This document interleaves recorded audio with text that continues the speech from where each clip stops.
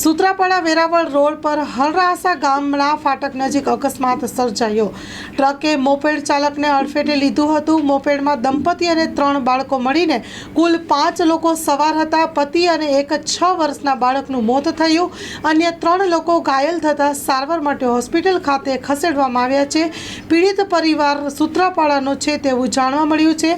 Moped લઈ વેરાવળ શીતળા માતાના મંદિરે જતા હતા ત્યારે અકસ્માત સર્જાયો હતો।